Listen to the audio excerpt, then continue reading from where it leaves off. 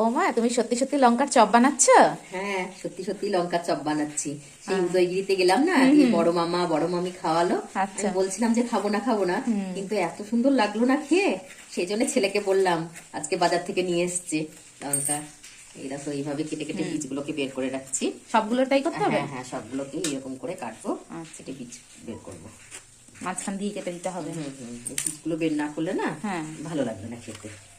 এই যে চামচের সাহায্যে এইভাবে বের করে দিতে হবে। তুমি রেসিপিটা কোথায় দেখলে মা? আমি ওই ধবলগিরিতে, উদয়গিরিতে গিয়ে দেখেছি। আচ্ছা, ওরা বানাচ্ছিল তখন হ্যাঁ, দেখেছিলে হ্যাঁ, তুমি? হ্যাঁ, হ্যাঁ, তখন দেখলাম।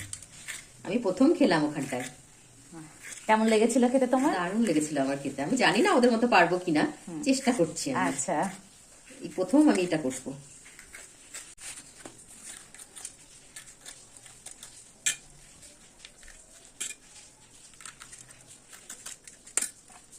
এরকম প্রত্যেকটা লঙ্কার বীজ বের করে নিলাম। এবার এবার আমি বেসনের বাটারটা তৈরি করব। আচ্ছা, ঠিক আছে। এরকম 5টা লঙ্কার জন্য 1 কাপ মতো বেসন নিয়ে নিলাম এর ভেতরে। আচ্ছা। তারপরে একটু লবণ দিয়ে দিচ্ছি, একটু লঙ্কা গুঁড়ো, 1 চিমটে মতো খাবার সোডা।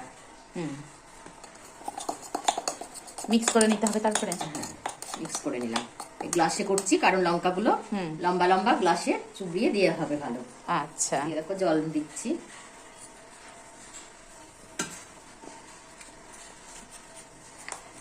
এরকম ভাজার জন্য কড়াই এবার সাদা তেল দিয়ে দিলাম। আচ্ছা, পরিমাণ মতো।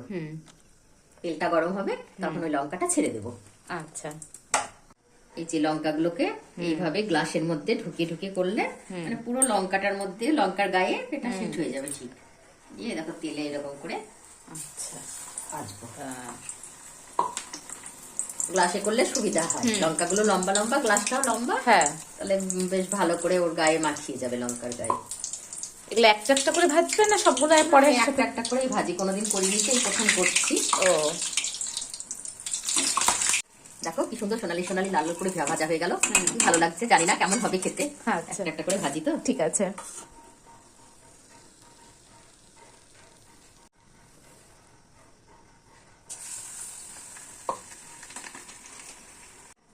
এই যে লঙ্কার চপ রেডি। খেতে কেমন হবে জানি না, খেয়ে বলবে যে কেমন লাগছে। ঠিক আছে, চলো এবার তাহলে আমরা খাই।